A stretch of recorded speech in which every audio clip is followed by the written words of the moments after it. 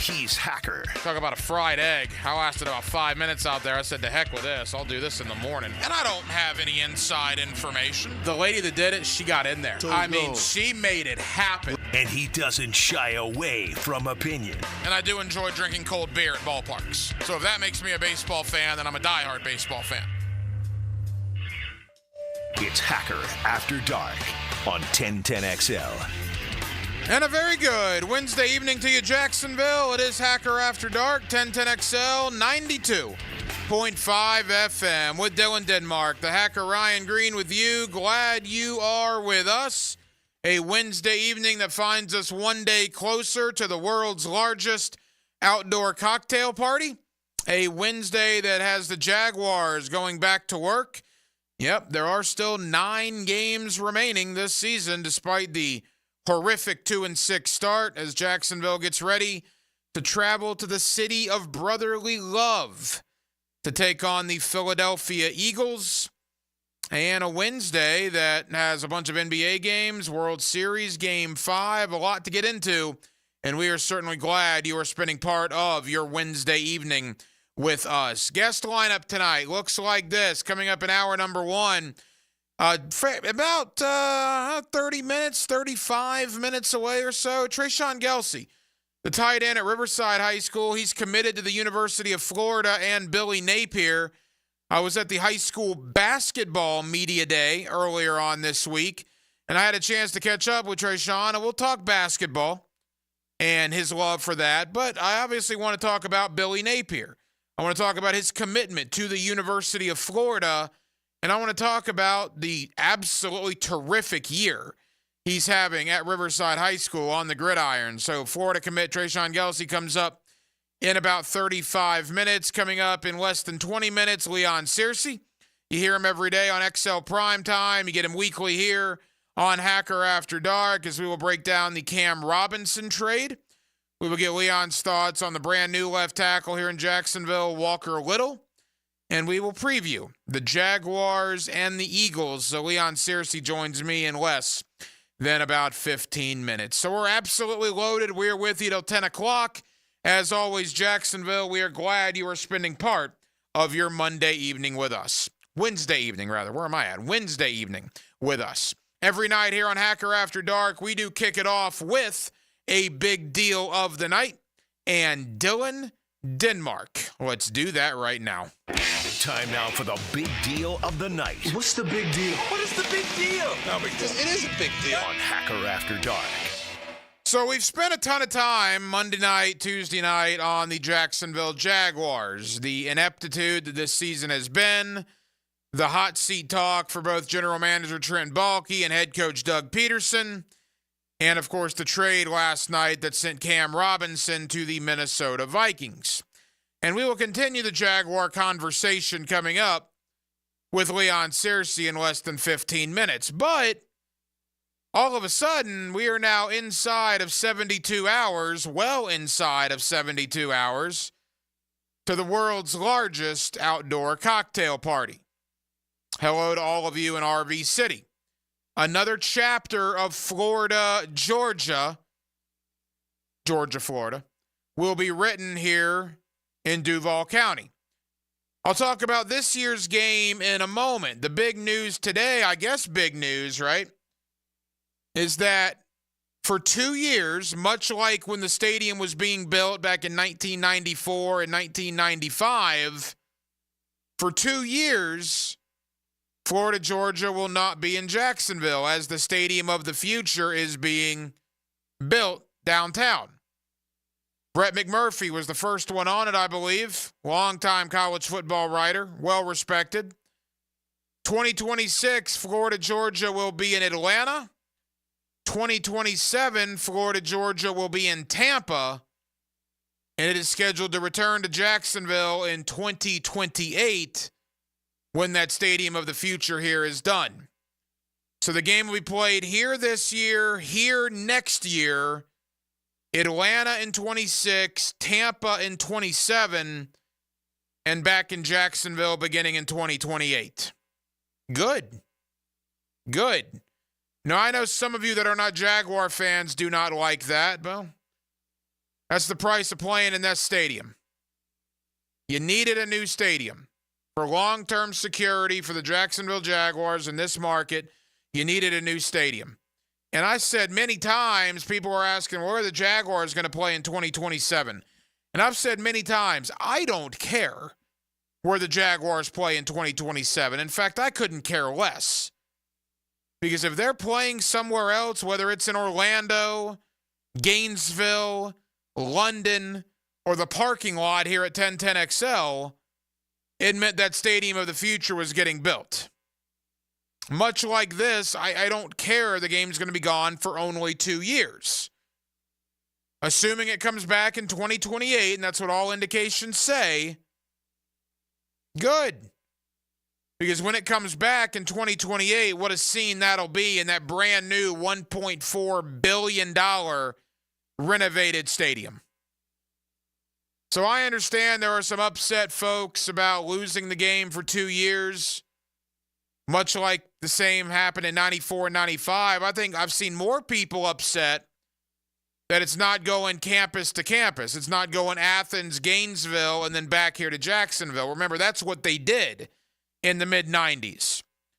Florida beat the absolute crap out of Georgia on a Saturday night in 1994 in the Swamp. And then in 1995, Florida hung half 100 on the Dogs between the hedges in Athens. That would have been cool, right? That would have been nice to see. But keep in mind, back in 1994 and 1995, you were just starting to get these neutral site games, right?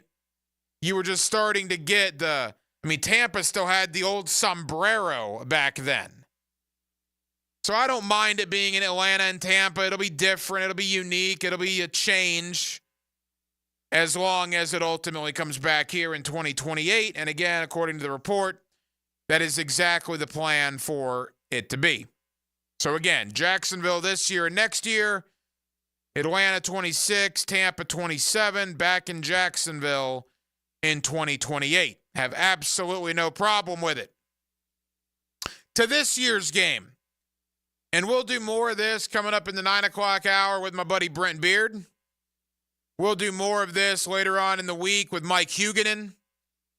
We'll do more of this with my buddy Michael Bratton, host of the That SEC podcast. So we're going to do a lot of college ball, a lot of Florida, Georgia talk coming up. But the question I posed to Baloo, I believe, is a fair one. And I brought this up after Mississippi State, but it's almost more reinforced now. Gator fans, you left Billy Napier for dead. You were done.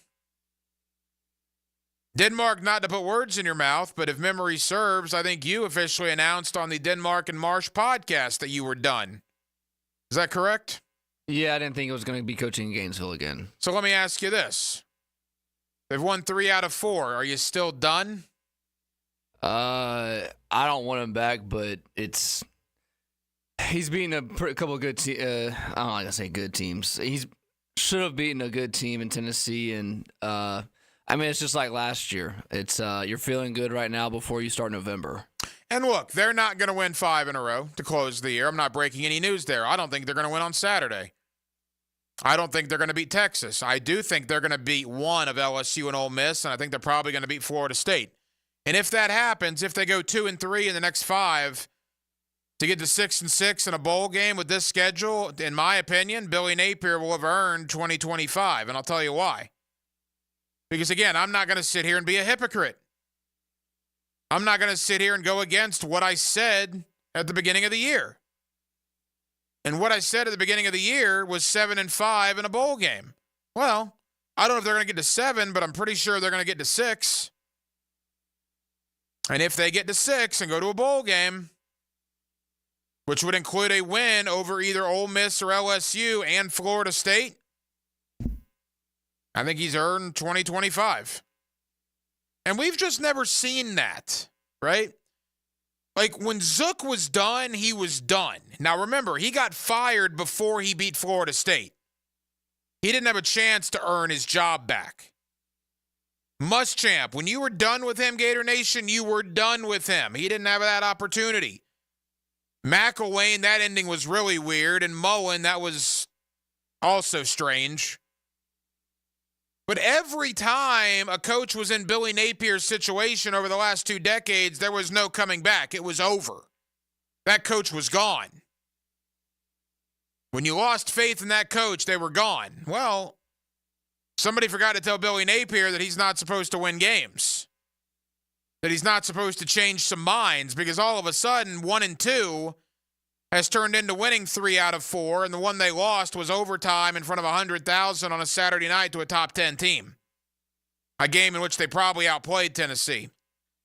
Now, narratives change very quickly. We're having this conversation on a Wednesday. If on Saturday at the cocktail party, if Georgia wins that game 48-10, well, then it's obviously a much different conversation come Monday. I don't expect that to happen. I think Georgia wins the game by about 14. And if Georgia wins the game by 14, we'll say 34-20. And if Florida shows they're competitive with the number, 2 ranked team in the land, how can you not be satisfied with that if you're a Gator fan? Based on where this team was just a month and a half ago. Billy's got to win 2 of the remaining 5, I think, to have a job in Gainesville in 2025. He's going to have to beat 2 of Georgia, Texas, LSU, Ole Miss, Florida State. Not an easy task. But I'll tell you this. If they play the way they played against Kentucky, they will win 2 of those games. They will get to a bowl game. And Billy Napier, at that point, to me, will have deserved to be back in 2025. Some of you may not like that. Some of you may disagree with me. We'll see what happens. But I'm at the point now, a bowl game for Florida, bowl eligibility, which means 2 of the last 5, will get Billy Napier 2025. And it will be an amazing comeback, at least for the here and now. I don't know if he's going to be the coach for the next decade. I would tend to doubt it. I don't know if he's going to be the coach for the next 5 years. I would tend to doubt it. But many of you wanted him fired on September, 14th, after the loss to A&M. You wanted him gone. You had wiped your hands free, and you were done with Billy Napier. I can't blame you. I thought he should have lost his job too. Again, no throwing stones in a glass house on this program. I was right there with the majority of you. And some of you are saying, oh, Hacker, I wanted Billy Napier to stay. I was waiting. I was wanting to see how it went this year. Were you? Were you really? I talked to a ton of you guys, man. I didn't find one person that had a positive thing to say about Billy Napier after that 1-2 start. But then you beat Mississippi State. You beat UCF. You absolutely destroy Kentucky. It's a little bit different conversation, right? A little bit different than it was a month and a half ago. And oh my goodness, if they were to do this on Saturday, pull off this upset, again, I don't think they are, but if they do, it would be Billy Napier's biggest win, and it's not even close. And maybe that win in and of itself would give him 2025. They might not need to win another game if he pulls off this on Saturday. I don't expect it, but I think it's far more feasible to think Florida will be competitive in this game than we ever thought a month ago, which shows improvement. And they've put some W's together. And what did almost all of us say to a T when it comes to Gator football back when the season kicked off in late August? Get some W's, and how does it look, right? Does it look clunky? Does it look bad? Does it look unorganized? They need to show some improvement. They've won 3 out of 4. To me, that is showing some improvement. 641-1010 on the text line, designed by Lifetime Enclosures. Your thoughts always welcome here on a Wednesday evening on Hacker After Dark. Coming up next, let's dive into the world of the National Football League. It was about 24 hours ago that Cam Robinson was traded from Jacksonville to Minnesota. When we get the thoughts of one of the best offensive tackles to ever play in Jacksonville, my buddy Leon Searcy. We'll talk about the Robinson trade. We'll talk about his thoughts on Walker Little assuming that job. Where are the Jaguars, 2-6, knowing Roy Robertson Harris has been traded, Cam Robinson's been traded? You got Murderers Row with Philadelphia, Minnesota, Detroit, and Houston, your next 4 games. Are they going to mail it in? Or are they going to fight? We'll talk to Leon Searcy about it next. Wednesday night, Hacker After Dark. Glad you're with us. 1010XL, 92.5 FM. If you want more action, Woo!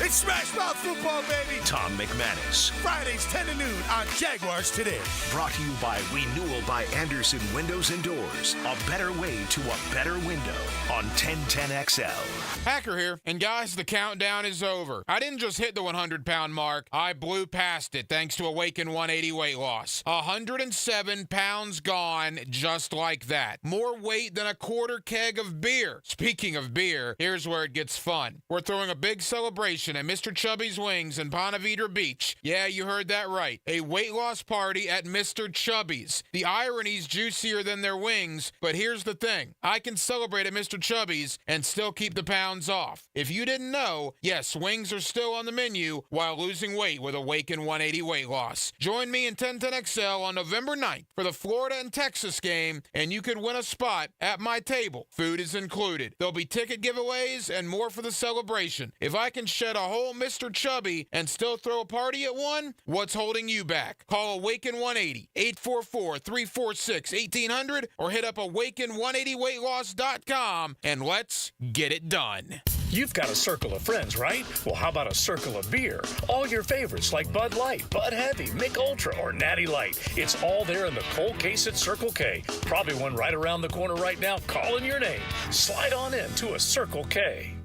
Blue here for the Blue Crab House, located right off of San Jose. It's on Jewington Creek Road. They've been around since 1996. Indoor-outdoor dining. Also, takeout is available at the Blue Crab House. Open 4:30 to 9, Tuesday through Saturday. Sunday, noon until 9. Remember, Tuesday, $2 margaritas. Wednesday, $1 oyster night. How about the blue crabs? How about my personal favorite, the Canadian snow crabs? Whatever it is that you fancy, you get it right there. The Blue Crab House. Get in zone, AutoZone. Welcome to AutoZone. What are you working on today? Getting ready for more rain and longer nights? We've got you. Right now, you can earn up to $25 in bonus rewards when you buy 2 Sylvania Silver Star Ultra bulbs and 2 Rain-X Quantum Elite wiper blades. More rewards and better visibility at America's #1 lighting destination, AutoZone.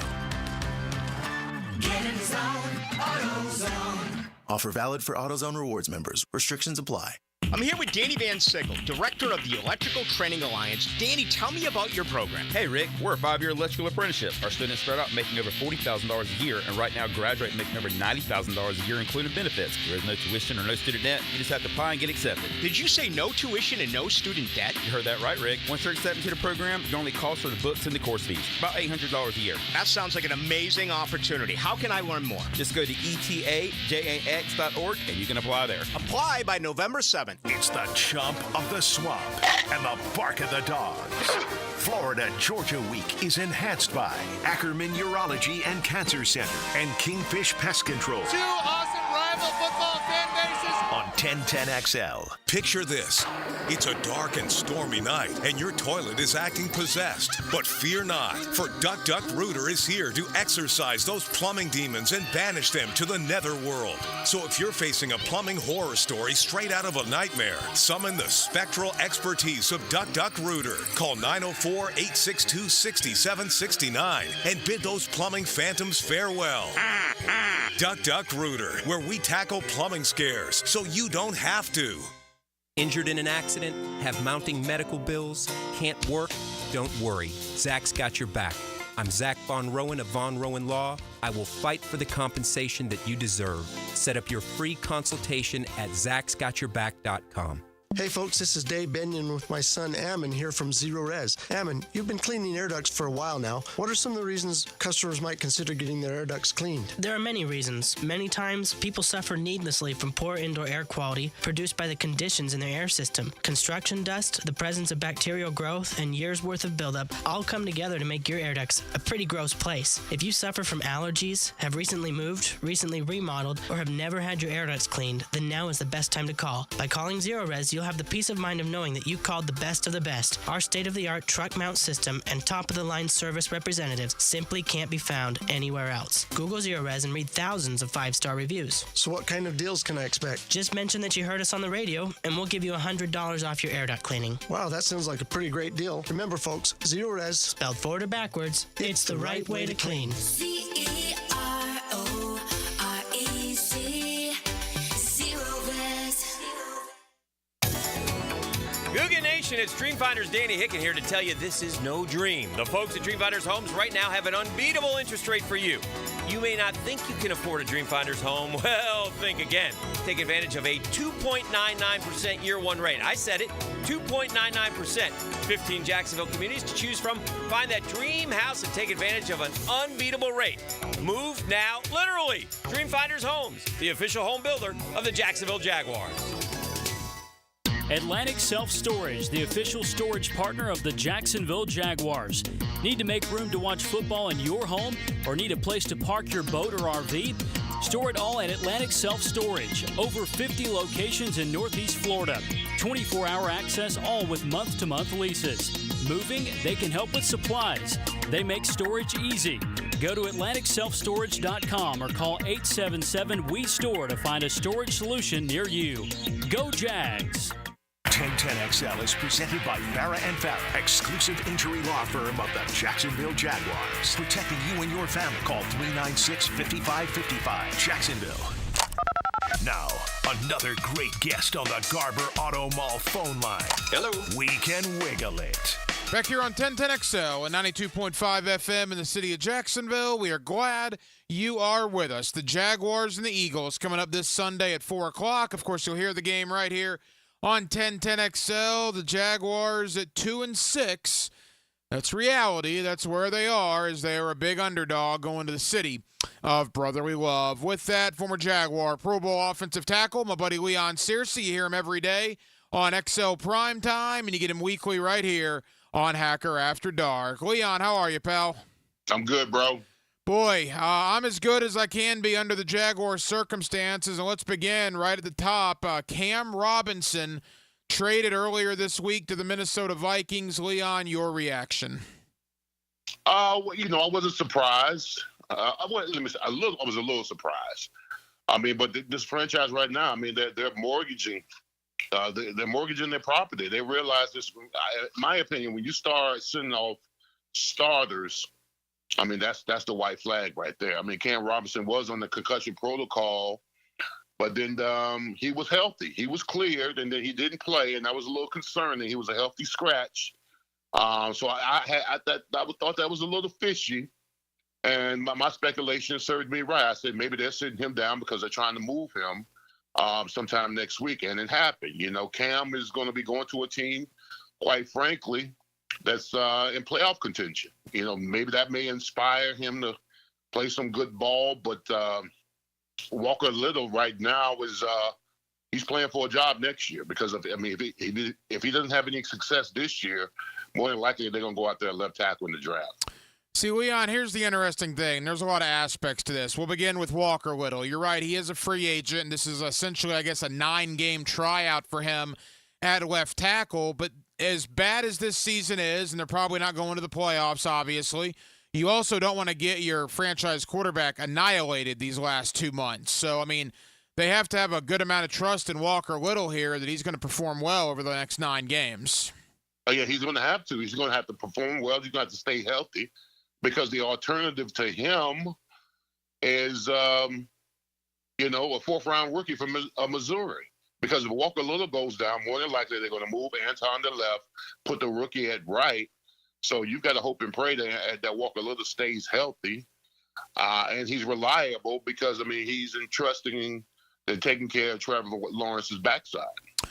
Cam Robinson gone, Walker Whittle in. Leon, do you think we see the same thing at right guard? Wouldn't it make sense to send Brandon Sheriff elsewhere if they can so they can play Cooper Hodges? Yeah, at this particular point, because you're not going to re-sign them. I would give Cooper Hodges more reps at the right guard position. Compared, because right now, all things equal, you're going to unload. You want to unload as much cash or cap casualties as possible. And I think Cooper Hodges might be the future, and Brandon Sheriff might have seen his last days in Jacksonville. Former Jaguar offensive tackle Leon Searcy. Leon, I made this point last night. I think it's both true, and I think it's also sad. But if you just talk about strictly offensive tackles, not offensive linemen, but just at the tackle position, and you were to do a Mount Rushmore in Jaguar history, you're on that mountain, Baselli's on that mountain, Mo Williams is on that mountain, and Cam Robinson has to be on that mountain, right? That speaks volumes for 30 years of Jaguar football that Cam Robinson's probably in the top 4 that's ever played at offensive tackle. Yeah, that's pretty sad. It is, but to be honest with you, listen, I was a Cam Robinson fan when he first came to Jacksonville out of Alabama. I had followed his career when he was a Crimson Tide, and I was excited about him coming to Jacksonville because I thought he was a solid, very, very solid offensive lineman that played at Alabama. Hell, he won the Outland Trophy Award. That's how solid he was. So when he came here as a second-round pick, his rookie year was outstanding. I mean, his technique is fundamental. His transition out of his stance coming off the ball. I said, we got us a phenom. And then he got hurt. And then he was up and down. And then he had the suspension and all that kind of stuff. So, I mean, my favoritism for Cam Robinson fluctuates because I think he decides when he wants to play hard. Because I've seen him dominate and I see him whip. I see him miss blocks and all that kind of stuff. So, I mean, as far as consistency goes, my feelings for Cam Robinson, I would think that he would be a solid tackle in Jaguars history. Leon, what message does it send to the locker room? Roy Robertson-Harris traded 2 weeks ago. Now Cam Robinson, they're 2-6. I mean, they can say all the right things publicly, but their actions speak like they know this is the end of the 2024 season. Yeah, it's the Titanic, bro. I mean, this ship is sinking. I mean, the white flags are out. When you start moving guys who are starters, you're saying to yourself, we're about to implode. We're going to be making room for the next regime to come through here. And essentially, guys are going to have to play for their position, or they're going to have to move on.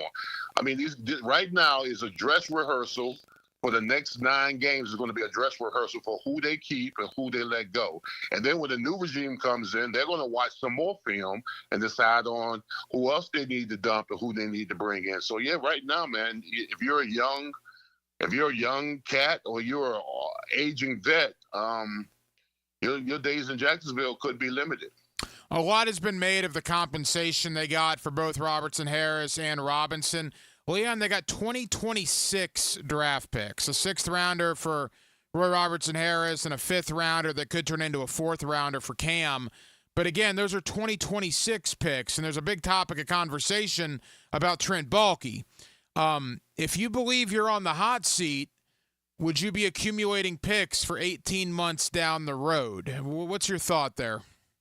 Yeah, that is kind of fishy there, Hack. I mean, you're moving guys and you're getting picks for 2026, you're essentially saying to yourself, I'm going to be here.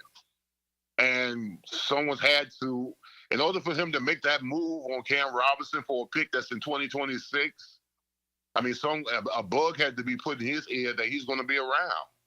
I mean, so quite frankly, in my opinion, it seems like Baalke's making moves for him to be around next year and years to come.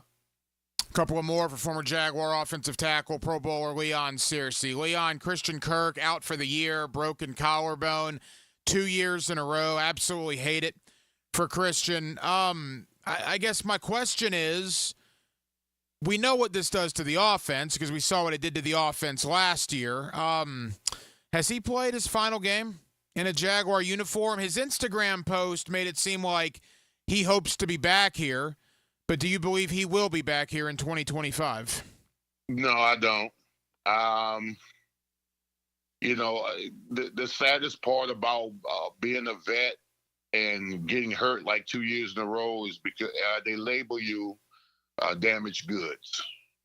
And listen, I had to walk down that street when I left Jacksonville with Baltimore and Miami. I just got hurt year after year, and at some particular point, the team just says that you can't rely on you. I like Christian Kirk. I like his game. I like his mannerisms. I like his toughness. But I think essentially this will probably be the last time he'll be a Jaguar, because not only because of his salary, but his signability. If they do want to sign him back, they'll probably ask him to take a pay cut, that kind of stuff. So more than likely, if I'm his agent and he's healthy, I mean, he's not going to do that. He's not going to take a hometown discount. So more than likely, Christian Kirk is going to be gone next year. You know, there was a thought before last week, and I was guilty of saying it too, that, look, yeah, the Jaguars were 2-5 at the time, but they're better than that record. They just got to string a couple of wins together. They're not as bad as they've shown to be. At a certain point, though, when you keep losing games, you are what your record says you are. When a team shows you who they are, believe them. And the Jaguars have lost 4 games in the last basically 30 seconds. They cannot win close games 90% of the time. Leon, I no longer believe this team is better than their record. I believe this team now, after what Malik Willis did here on Sunday, coming in for an injured Jordan Love and leading Green Bay to victory. I mean, that's atrocious. I believe this team is arguably one of the biggest disappointments in the National Football League. Yeah, absolutely. I mean, one of the biggest disappointments in Jaguar history. I mean, this notion that this was the greatest team ever assembled in Jaguar history, but this team will go down as the biggest disappointment in Jaguar history, even bigger than the 2018 Jaguars, because 2017 Jaguars won the AFC Championship game. In 2018, all the expectations of them going to a Super Bowl to end up 5-11. This team will be happy to be 5-12 this season. I don't think this team is going to win more than 4 games, to be quite honest with you.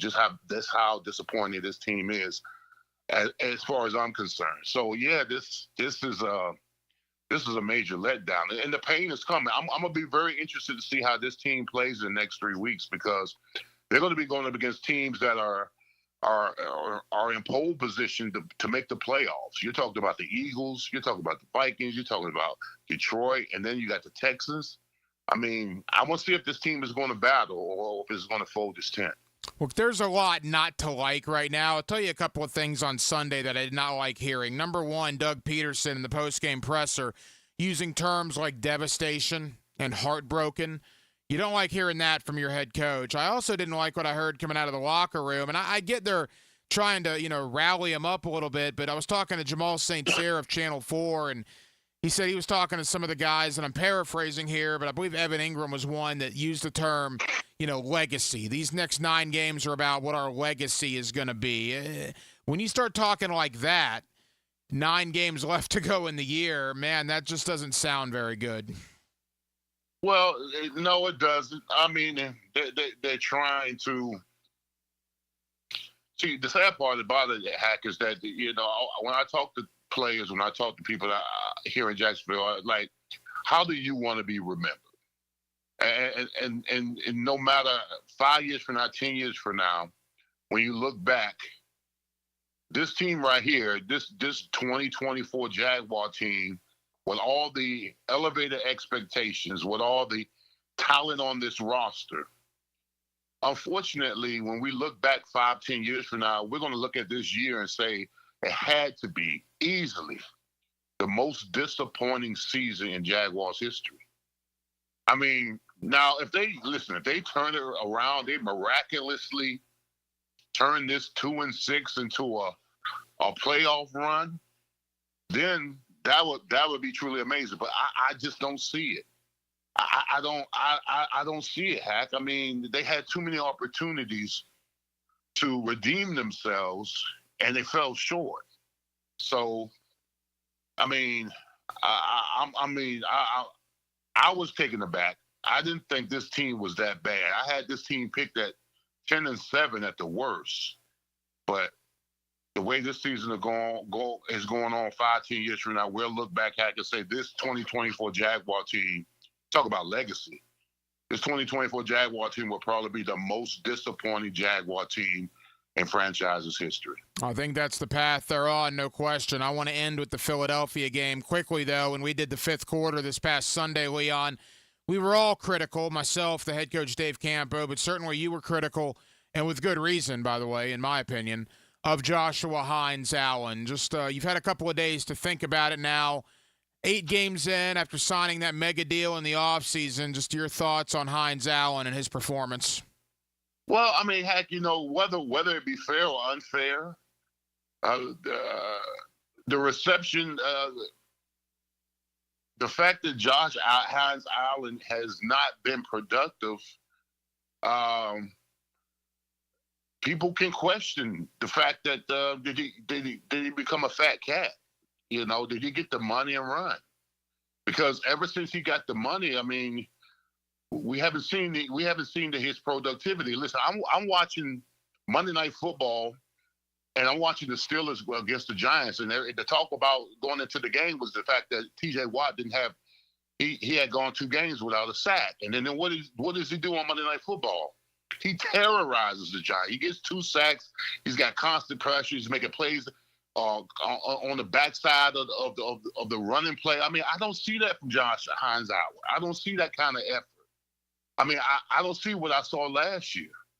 And, it's always a white flag. I mean, outside of his rookie year, where he had 10 sacks and he had Calais Campbell next to him, outside of his rookie year, we've always looked at Josh Allen like, where'd he go? Where he disappeared. He's like Casper. Then last year, which is a white flag, your contract year, you go and ball out to amass 17.5 sacks, and now you're into this season, and 8 games into the season, you've got 3 sacks. No press. I mean, I can't say any pressures, but I mean, he's just not as disruptive as a player compared to what we saw last year, comparable to what he's doing this year. I don't think there's any doubt about that, and I think Trayvon Walker has clearly passed him in productivity. Trayvon Walker's playing pretty well, and Joshua Hines-Allen is not. Leon Searcy, Leon, final thought. They go to Philadelphia. This does not seem like a good recipe, man. I mean, this game was supposed to be on Sunday Night Football. It got flexed out because the Jaguars didn't hold up their end of the bargain. They're 2-6. They just lost Christian Kirk for the year. They just traded Cam Robinson. They're wounded, and they're going in against a Philadelphia team that's red hot. Devonta Smith and A.J. Brown combined for 12 catches for 170 yards and a touchdown last week in a win over Cincinnati. I get it's the NFL, and I get the saying any given Sunday, but, man, you're going to have to do a lot of convincing to me that the Jaguars are going to be competitive in this game. Hacker, they're going to get mollywopped. I don't know if you ever heard that word before, but they're going to bludgeon the Jaguars on Sunday on both sides of the ball. They play bully ball up there in Philly. I've watched them play on both sides of the ball. They're physical at the offensive line. They got Saquon Barkley who's running, who's toting that pill, who's catching the ball out the backfield. The defensive front, I mean, they just get after you. So, I mean, if the Jaguars they're not prepared to go there and fist fight, they're going to get punched in the mouth. It certainly appears that way. That's the direction I'm going. Leon Searcy, you hear him every day on Prime Time. You get him weekly here on Hacker After Dark, and you also hear him Sunday, 2 hours after the Jaguars and the Eagles go final, probably around 9 o'clock or so Sunday evening. We will have a late-night edition of the fifth quarter alongside the head coach, Dave Campo. Leon, have a terrific rest of your week. I'll see you Sunday night, man. Appreciate you, bro. It's not reinventing the wheel, it's making it roll down the field. Let's keep it rolling. Listen for the Randy Marion Cadillac of Jacksonville drive of the game. That's a great drive right there. On 1010XL. Keep going. We got to keep going, keep going, keep going. Rick Ballou for Carlson Dental. You know, I've been telling you this for quite some time because it's true. I hate going to the dentist, or at least I used to hate going to the dentist. I had total anxiety, and then I tried sedation. Light sedation for cleaning and deep sedation as well for cavities and root canals. Folks, it's an incredible experience. So don't be nervous. Don't be scared. Go to CarlsonDentalGroup.com. That's CarlsonDentalGroup.com for all of your dental needs. This is your Mad Dad's Update with Chapter President Donald Ford. In our effort to curb crime, drugs, and violence during the summer months, we are offering Friday Night Lights. It has already started and will be going until school starts back. It is every Friday night from 6:30 to 9:30 at the Blacktop, 5732 Normandy Boulevard, and behind the Potter's House Christian Academy. We manage 3 basketball courts. You are not running on the cement. We have covering on each court. The Lakers, the Magic, and the Heat. Ages 15 to 40 years old. This will give them something to do other than selling drugs and getting into trouble. We have monitors there giving leadership. We have to wake up, stand up, and speak up. Hit me on Facebook and tell me what you think. Or MattDadJacksonville.com.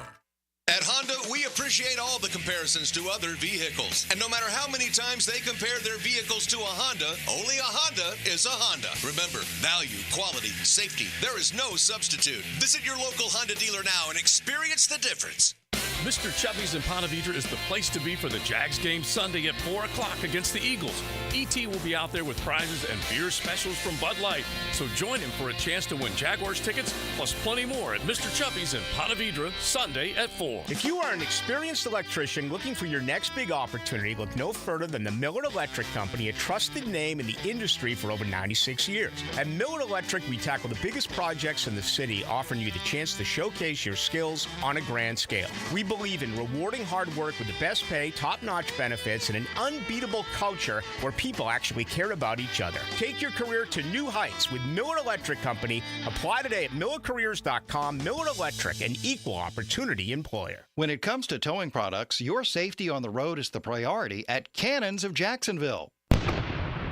Whether it's a heavy-duty tow hitch, trailer frame, wiring, gooseneck, tow bar, or any other towing accessory, Cannons has decades of experience to ensure your towing setup is installed with precision and reliability. Visit cannonsofjacks.com to explore a range of products and schedule your installation. Cannons of Jacksonville, your trusted partner for a smoother tow.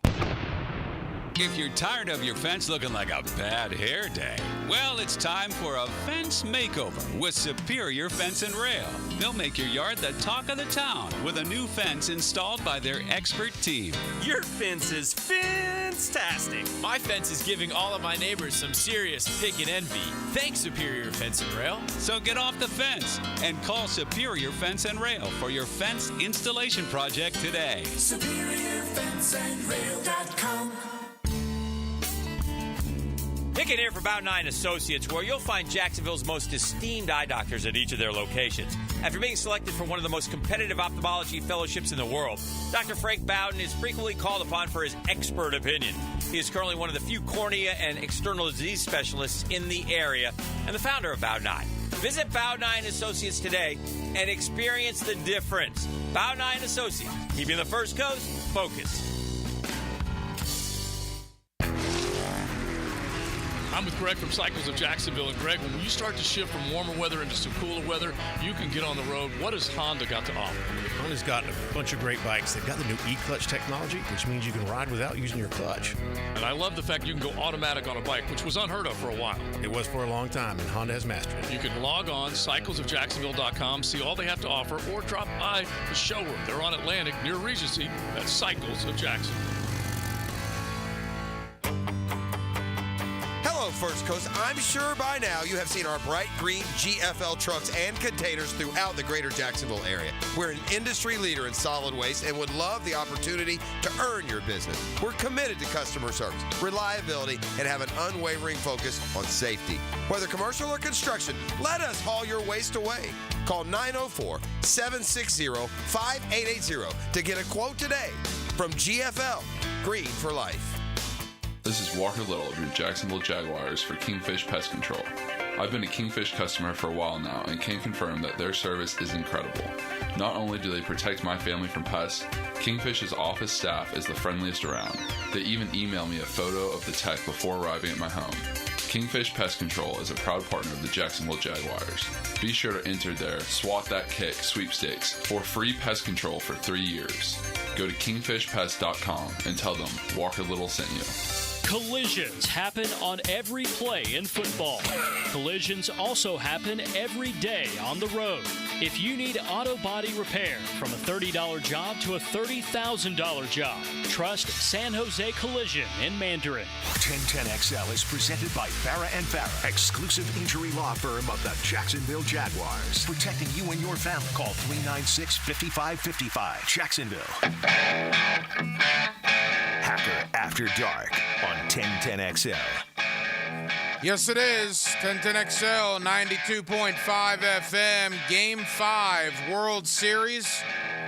Dodgers were up 3-0, right? And then the Yankees win Game 4 last night. Now Game 5, the final game of the year at Yankee Stadium, one way or the other.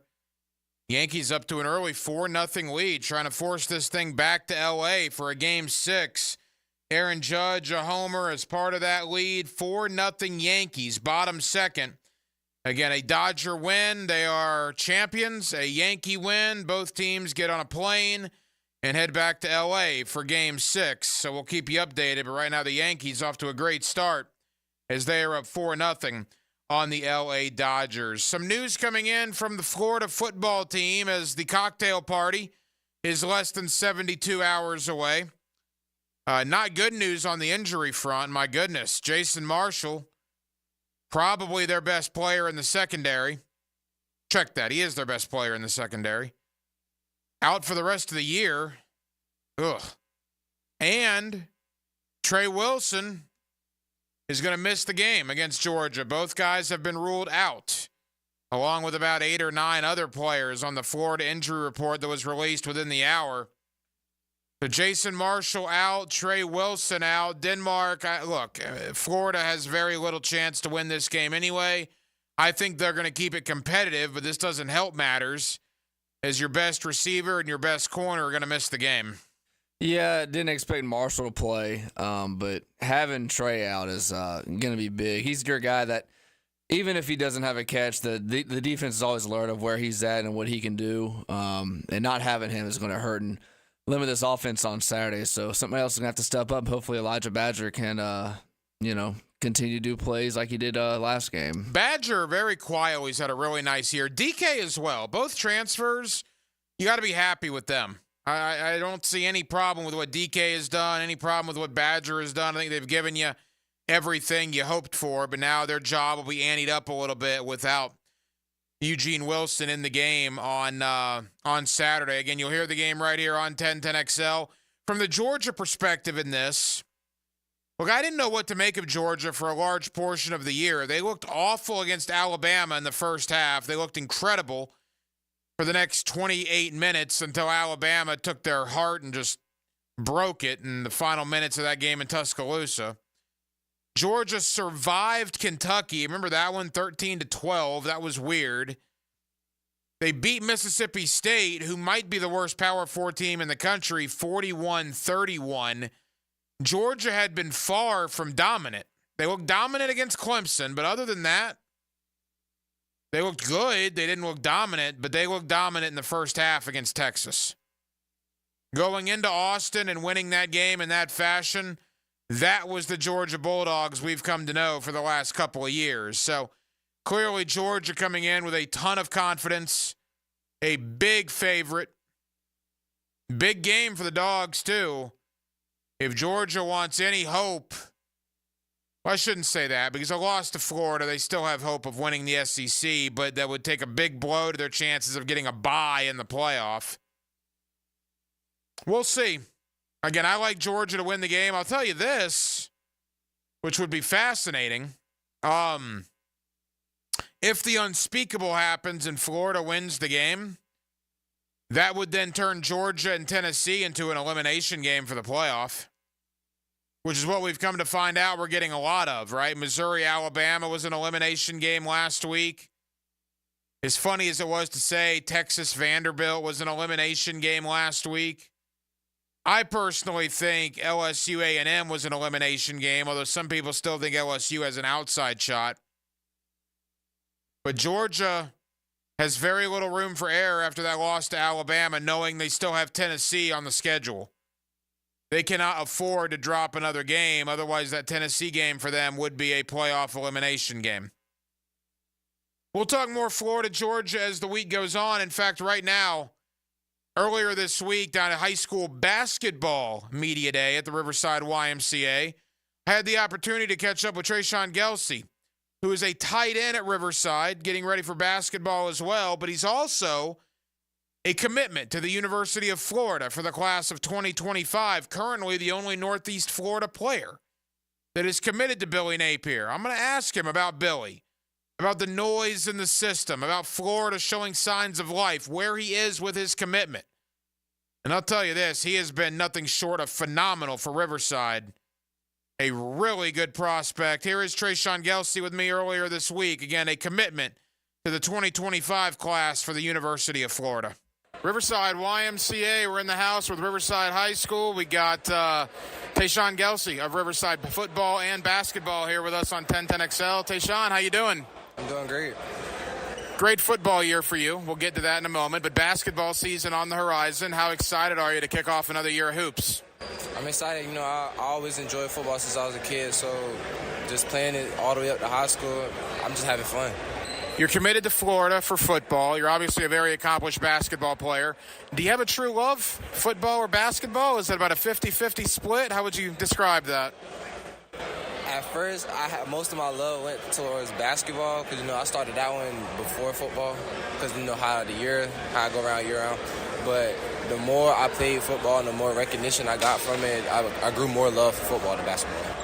I promise we'll get the basketball in a moment, but we have your coach, Antoine Nicholas, on under the Friday Night Lights every week. We always ask how Trayshawn do. He had 7 catches for 150 yards and 3 touchdowns, or whatever. It's been a crazy year for you. I mean, have you thought about how good you've been under the Friday Night Lights this year? You know, I always think I could do better, but, you know, just hearing it from other people, I guess I am having a better year. But, you know, I ain't gonna lie. This year was way better than I expected it to be. Committed to the University of Florida. It is Florida-Georgia week. Obviously, I want to ask you about the game in a moment. But what about the Gators? What about Billy Napier? What's your thought on their season to this point? DJ Lagway, everything that you've seen. You know, they finna go into a great stretch right now, so, you know, but, you know, they confidence coming out of that Kentucky game. I feel like they finna make a turn to this season. And Lagway been playing like, you know, he been experienced. He done experienced college all the way through. Like, his game versus Kentucky was crazy to me. Like, he been doing, it's like he acting like he been playing college since he was, I don't know what age. But, you know, I'm proud of them, you know. Both freshmen at running back and Lagway, they both had a breakout game versus Kentucky. And, you know, I think that's going to build up to all these, you know, this stretch, these great games that they're about to play. Final moments, Trayshawn Gelsey committed to Florida for football. He's here at Basketball Media Day as well. Billy Napier, you've heard the rumblings about him. I think he's done a really good job keeping that team together. Gator fans don't get the personal interaction with Billy Napier like you do. How would you describe him? For Gator fans that want to know what kind of guy is he, what did you like about Billy Napier that made you want to commit there? He's just a calm dude, you know, all this, you know, bad energy coming towards him. He kept his composure and, you know, he kept his team together. And now, you know, that momentum from that Kentucky game, I feel like it's finna go into these next few games and he finna turn the season around.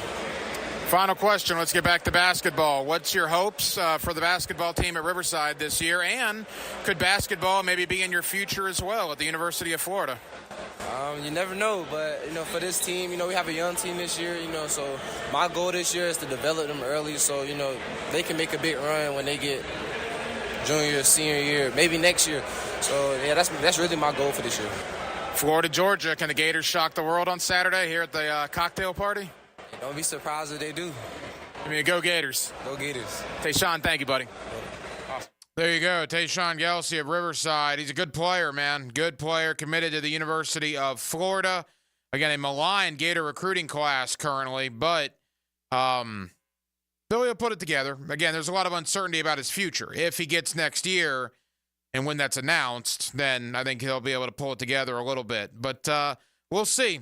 Again, Florida, Georgia, Saturday, 3:30. You'll hear the game right here on 1010XL. We'll talk more Florida, Georgia coming up in the 9 o'clock hour. My buddy Brenton Beard, you see him locally on First Coast News, and you get him weekly right here on Hacker After Dark. Also in the 9 o'clock hour, we'll be back into the National Football League. Jared Bailey, Sporting News, joins me to talk Jaguars, AFC South, and more. That comes up in less than 15 minutes. 1 hour down, 1 hour to go. We take you up till 10 o'clock, as we do every night, right here on Hacker After Dark on a beautiful Wednesday evening in Jacksonville, Florida. We're glad you got it right here on 1010XL and on 92.5 FM. Get entertaining insight on Sunday's games all day Monday. They came together as a team. Sink your teeth into Dandy Foods Postgame Monday. It is a game. Makers of quality fresh sandwiches and home of the good stuff on 1010XL. Now you can watch 1010XL shows all day on X, Facebook, and YouTube. Brought to you by MyBookie. Experience Vegas from the comfort of your phone anytime, anywhere. Sign up today. Use promo code 1010XL. Blue here for the Blue Crab House, located right off of San Jose. It's on Jewington Creek Road. They've been around since 1996. Indoor-outdoor dining. Also, takeout is available at the Blue Crab House. Open 4:30 to 9, Tuesday through Saturday. Sunday, noon until 9. Remember, Tuesday, $2 margaritas. Wednesday, $1 oyster night. How about the blue crabs? How about my personal favorite, the Canadian snow crabs? Whatever it is that you fancy, you get it right there. The Blue Crab House. Bueller Air and Plumbing presents Are You Cool? Today's contestant, a gravy taster from Jacksonville, Florida, me, Dennis Mosley. Hi, Ken. Okay, Dennis. 100 plumbers surveyed, top answer on the board. What does it mean if someone says your home has hard water? It's made of ice? Let's see. Hard water. Oh, is it club soda mixed 4-to-1 with vodka? Last chance, Dennis. What is hard water? Oh, is it that lime scale stuff that makes my taps all crusty? That's right, Dennis. And a water treatment system from Bueller Air and Plumbing will eliminate troublesome lime scale deposits that can ruin your expensive appliances and let your neighbors know for sure that you are cool. I wonder if I can get me a gin and tonic faucet. Stay cooler with Bueller. Visit BuellerAir.com. Hey, Hicken here with a message from Zero Res. Can you believe they've been cleaning carpets in Jacksonville now for 20 years? Dave Benyon and his family and staff are so grateful of things and appreciate you, their great customers. In fact, October's birthday month for Zero Res. So what are we doing for customers? Just say happy birthday, Zero Res, and we'll give you $50 off. That's $50 off carpet, tile, and grout, upholstery, or area rugs. Zero Res, man. Spell it forwards or backwards. Zero Res. It's the right way to clean. Zero Res. The flagship station of the Jacksonville Jaguars. WJXL AM Jacksonville Beach. WJXL FM Jacksonville Beach. Hey, Hicken here. I want to talk skin along with my friends at Beach's Dermatology, reminding you to wear your sunscreen. Football season is back, baby. And with that, days under that bright sun. So when you load up that truck for the game day tailgate, or the chairs for your kids' flag games, or even the boat heading downtown to watch our Jags, make sure you bring the screen. Sunscreen, that is. It's a must here in Duval. But if you have any concerns right now, give Beach's Dermatology a call online at beachesdermatology.com.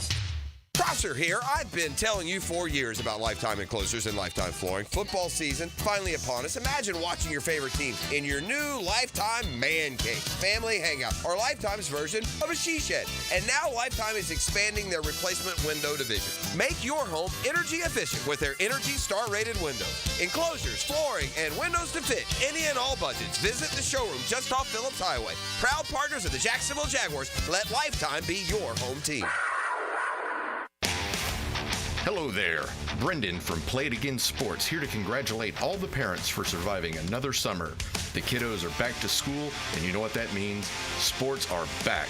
But don't fret, Play It Again Sports has the gear you need at prices worthy of excessive celebration. From sluggers and shooters to clappers and benders, Play It Again Sports can turn your kids into goats. Stop in today on Merrill Road near 295 or online at playitagainjacks.com.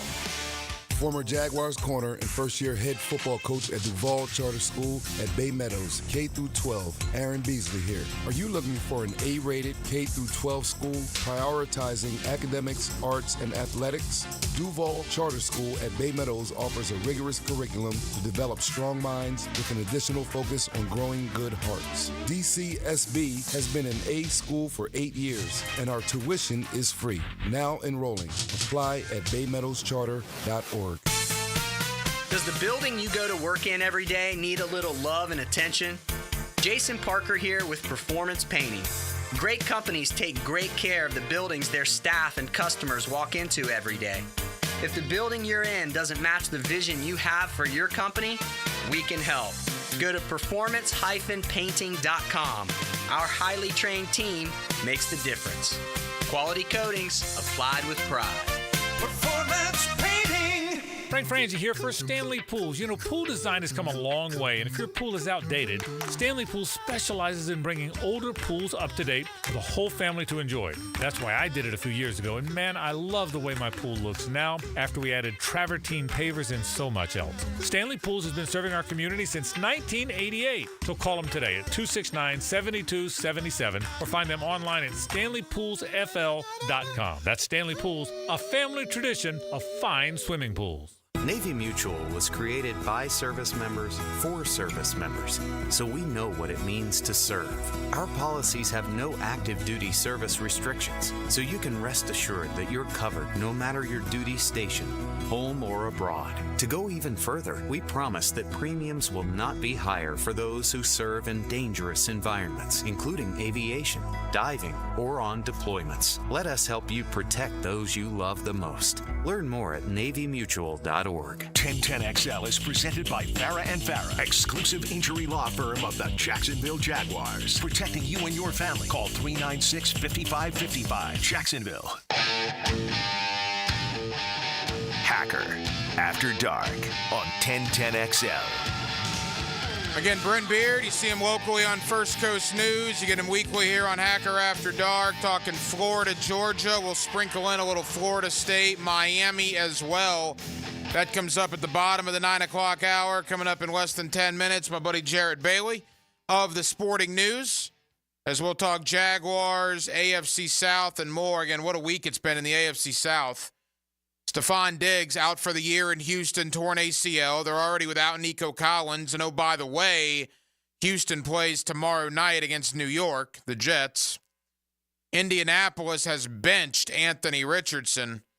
Well, that's getting a lot of negative feedback from people, Denmark. I don't know if you've seen that. Shane Steichen's taking some grief over that. I agree with him, man. They're better with Joe Flacco, at least right now. If your job is to win games, if your job is to win a game on Sunday against Minnesota, which is what Shane Steichen's job is, doesn't Joe Flacco give them a better chance to win than Anthony Richardson? Yeah, it's not close. That's right. It's not a debate. So I don't know why there is so much venom going his way from folks, but there is. Yeah, I mean, I don't know, you watch him play. Anthony Richardson's not ready to play. I don't know what's it's not a hard decision if you're trying to make the playoffs. And then Tennessee is awful. So the division, unfortunately for the Jags, just salt in the wound, man. Just salt in the wound. Was right there for the taking. But the Jaguars decided to be one of the most disappointing teams in the NFL through 8 games, and they're basically out of any playoff contention with still 9 games remaining in the 2024 season. Game 5 World Series, Yankees still up 4-0, bottom third. A Yankees win would force a Game 6 back in L.A. Of course, a Dodgers win, and they're hoisting the championship trophy tonight. But it's going to take some work. Bottom third at Yankee Stadium. Yankees up 4-0. Coming up next, Jared Bailey, Sporting News. Let's talk Jaguars. Let's talk AFC South and more with my buddy Jared Bailey, and let's do it next. Hacker After Dark on a Wednesday evening here in the city of Jacksonville We're glad you're with us. 1010XL and 92.5 FM. In every game, there's a guy who just makes plays. He's their best home run hitter, an elusive generational type back. Listen for the Universal Roof and Contracting Offensive Player of the Game. Experience the universal difference on 1010XL. Awaken 180 weight loss. Awaken 180 weight loss. You know, I'm getting a lot of really complimentary posts on social media, and it feels good because I got to be honest with you, 8 months ago, I was getting far from that. There was a lot of different rhetoric coming at me about my weight than what's coming on now. It feels good to have people say nice things, man. 108 pounds in 6.5, 7 months. It's been wild. It's been absolutely wild, and it's all thanks to the best weight loss program I've ever been on. Awaken 180 weight loss. If you just need to lose 100 pounds, 20 pounds, 30 pounds, you name it, go to awaken180weightloss.com, awaken180weightloss.com. Look at a picture of me 8 months ago. Look at a picture of me today. That is all thanks to Awaken 180 weight loss. Do what I did. If it's time for a change, go to Awaken 180 weight loss. Are spooky plumbing problems haunting your home this Halloween? Don't be scared. Call Duck Duck Rooter, your ghost-busting plumbing heroes. Hi there, I'm Brian, your friendly plumber. Is your toilet making ghostly groans? Or is your sink dripping like a vampire's fangs? Don't let plumbing problems give you the heebie-jeebies. Call Duck Duck Rooter at 904-862-6769 and chase those spooky issues away. Duck Duck Rooter, because even plumbing nightmares deserve a happy ending. Quacktastic service guaranteed. As Cybersecurity Awareness Month winds down, LifeLock reminds you to update your software regularly. These updates fix security flaws that could be exploited by identity thieves. But don't stop there. LifeLock offers comprehensive identity theft protection that goes the extra mile. LifeLock not only alerts you to suspicious use of your info, but also takes action to resolve identity theft issues, guaranteed, or your money back. Start your 30-day free trial at LifeLock.com. Use promo code NEWS. Terms apply. Want to be up close and personal with the Jaguars as they take the field? Here's your chance to be in the shadows, outside the Jaguars locker room, now called the Vault. Enter today at everbank.com/shadows. One winner and a guest for every home game at Everbank Stadium. No purchase necessary to enter or win. Open to legal residents of the United States and D.C. 18 and older. Entry periods for the Shadow Sweepstakes promotion from 8/19/24 to 12/15/24. For official rules and complete details, visit everbank.com/shadows. Sponsored administrator, Everbank N.A. member FDIC. 3D Digital has you covered for any of your business's digital marketing needs. From producing award-winning videos to getting those digital ads to follow your customers around the internet, our team has your back. Visit 3ddigital.com or give us a call at 904-712-4004 to schedule a free consultation today. 904-712-4004. It's not just about relaxing. Fishing can be exciting. That's a big fish in the box right there. Captain Kevin and the Ring Power Fishing Forecast Show. Brought to you by Awaken 180 Weight Loss and Veterans Wholesale Cabinets. Thursday nights at 6 on 1010 a.m. Brackish Vodka, the official vodka of UNF Athletics, 100% made in Jacksonville, is available at all local liquor stores. Visit Browdy's, Total Wine, ABC, Shores, Golden, Sahara's, Golden Ox, and more. Drink our gluten-free San Francisco Spirit award-winning vodka and see why it's the smoothest vodka you can buy. When you drink Brackish Vodka, you support all of our local employees and all the money stays in Jacksonville. Drink Brackish Vodka and live life slightly salty. Proud partner of the Jaguars.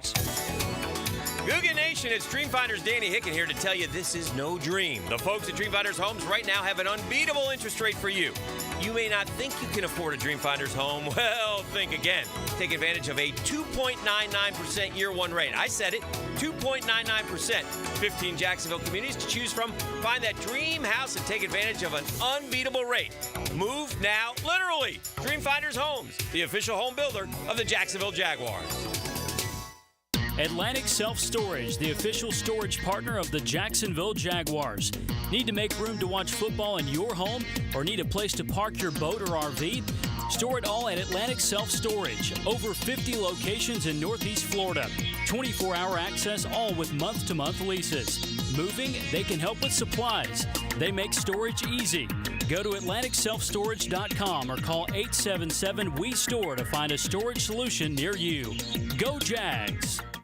At Cannons of Jacksonville, they know that when you're towing anything, you gotta have products you can rely on. With over 50 years of fabrication expertise, the family at Cannons can repair or install precisely what you need to tow with confidence. Whether it's a heavy-duty hitch, trailer frame, gooseneck, tow bar, or any other towing accessory, Cannons will provide you with unmatched precision and durability. For all your towing needs, visit cannonsofjacks.com, where quality and customer satisfaction collide.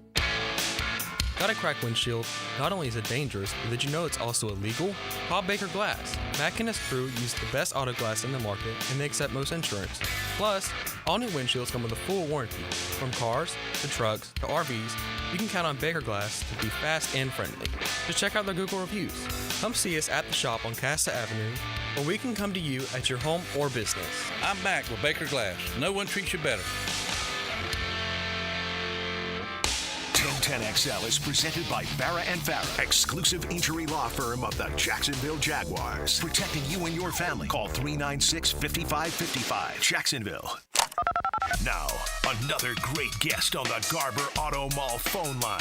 Hello. We can wiggle it. Back here on 1010XL at 92.5 FM in the city of Jacksonville. We are glad you are with us. The Jaguars and the Eagles, Sunday, 4 o'clock. Of course, you'll hear the game right here on 1010XL Radio. The Jaguars at 2-6, and nothing else really needs to be said. They're going to Philadelphia, and I certainly don't have a whole lot of optimism about Sunday afternoon. With that, Jared Bailey of the Sporting News, always kind enough to join us here on 1010XL in Jacksonville. Jared, how we doing? Well, I guess better than you, man, and the folks in Jacksonville. But no, I'm doing okay.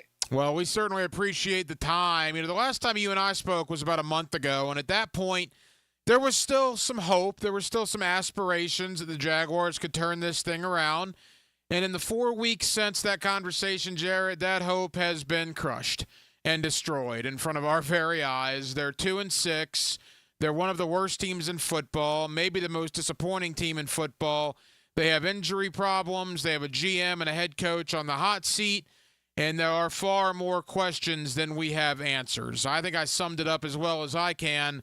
From your perspective, what has gone wrong here in Duval County?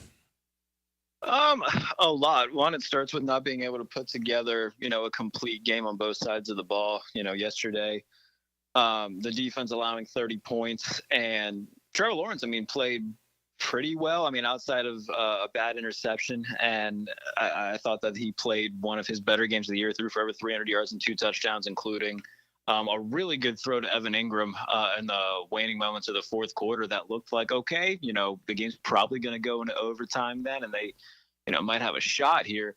But then, as soon as you think that, a busted coverage leaves Jaden Reed wide open and Malik Willis hits him, and it sets up Green Bay to win the game. So just lack of ability to put together a complete game. Anytime that the defense has played well, in the first 2 weeks of the year, the Jaguars couldn't put up, more than 20 points to help them out. And now we're seeing kind of the flip side of that coin where, we saw the Buffalo game earlier this year where they allowed about $1 billion in Buffalo. And now against Green Bay where, the offense can put up points, but the defense can't really hold up their end of the bargain. And, now it comes with, okay, Christian Kirk's hurt, Brian Thomas is hurt. So, going forward, man, yeah, things look incredibly bleak after, a lot of people, myself included, thought that this was going to be a really good turnaround year for them. But, they're staring 2-7 in the face now with a bunch of injuries. Yeah, Sunday almost felt like a last gasp, like a last-ditch effort to try to make something of this season, and then Green Bay wins in the fashion that they did. Doug Peterson used the term devastating, heartbreaking in the postgame presser. That's not exactly the language you like your head coach to use. Let's focus on him first. Obviously, the natives are restless, Jarrett, when it comes to Doug Peterson. Do you believe that he is and should be on the hot seat? Oh, yeah. I think that it's a matter of when, not if, he's no longer the head coach in Jacksonville. It's, if they decide to do it in season, or if they just decide to ride it out and, I don't want to say tank, but, be very aware that they're going to have a high draft pick. So there's no point in going through a process of firing a head coach, figuring out who the interim head coach is, and then repeating the process after the season's over anyway. I mean, the Jaguars aren't really a franchise that does a lot of in-season firing, so it would shock me if they did it within the season. But yeah, I think it's as long as the season keeps going the way it is, barring any sort of like miraculous turnaround, he'll be, the Jacksonville Jaguars will be looking for a new head coach in the offseason. It just feels like a matter of when, not if at this point. He just seems checked out, man. Like it seemed like that for a while. And then he had a chance to kind of rush to the defense of Trevor Lawrence. He got a softball question in the post-game presser saying, he's missing, his top receivers, and he's still playing well. And instead of being like, we really appreciate Trevor and his abilities, he just defends the receivers that have come in without really being complimentary of Trevor. Like, it's just very evident he's checked out, and everything that he's saying, like, they're trying. Like, you can see like the local media trying to like help him out, to give him some like softball questions, and he's just ignoring it. So I think he's checked out. I think the fan base is really checked out right now until they get somebody else, and then we'll see who it ends up being this offseason. But yeah, I would be extremely surprised if Doug Peterson gets another year at this thing. Yeah, that post-game press conference, that was weird. I agree with you there.